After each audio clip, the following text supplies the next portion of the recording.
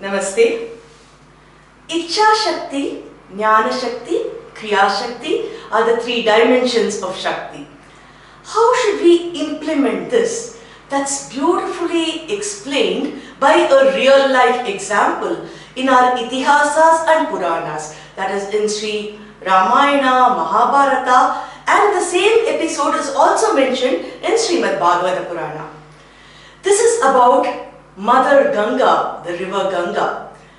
Ganga Mata has been eulogized in all our scriptures to a very great extent. When Lord Vishnu took the Vamana avatar, his leg grew beyond the Brahmanda and a few drops of water from the Brahmanda water actually fell on his legs. Because it touched his feet, the water became totally purified and was collected by Lord Brahma in his Kamandalam. And this water is said to be the Ganga Jalam. In fact, in Annamacharya's Kirtana, he says, Brahma Katikina Padamu. So the feet was worshipped by Brahma himself, and that water got purified and is called as goddess Ganga. Now this goddess Ganga, after being in Brahmanda, actually moved to all the worlds, and she was there in the Swargaloka also. This being on one side. On the other side, what happened is, there was a king by name Bhagiratha who belonged to the Surya Vamsha. His ancestors in one of the situations mistook sage Kapila to have stolen their Ashwamedha horse.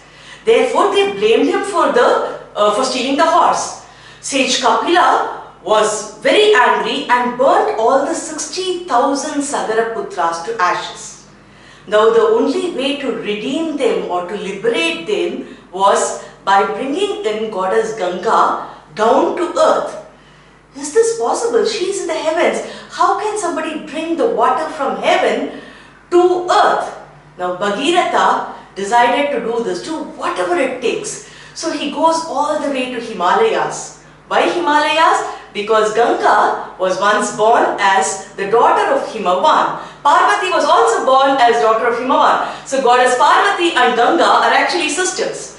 So he actually prays to goddess Ganga with all his might, not for a year or two, but the scriptures say that he prayed for 1,000 years, and finally goddess Ganga appeared in front of him and asked him, what exactly do you want? He explained the story that he wants her to come to earth. Goddess Ganga said, I definitely want to do this for all the efforts that you've taken, because the efforts you've taken cannot be imagined. But the force of her descending from heavens all the way to the world can't be handled by the world.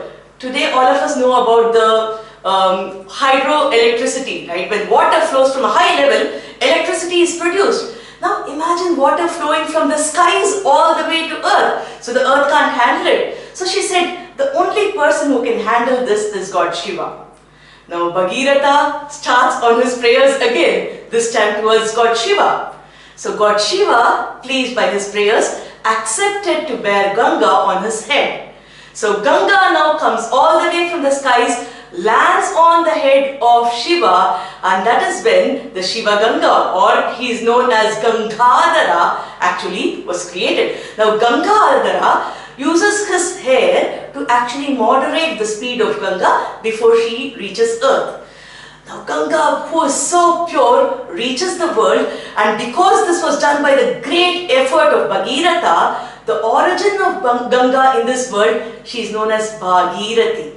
Now Bhagirathi follows the path shown by Bhagiratha all the way, 2,500 kilometers she runs just inside our country.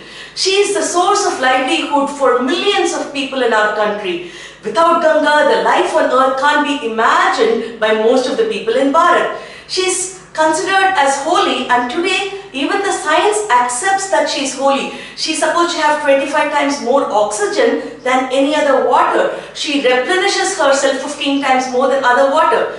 She is used as a treatment for so many diseases, including tuberculosis, and today science acknowledges all this. So this Ganga is worshipped in every household. During Navratri times, Ganga Devi is treated as different forms of Shakti for all the 9 days, and she is worshipped.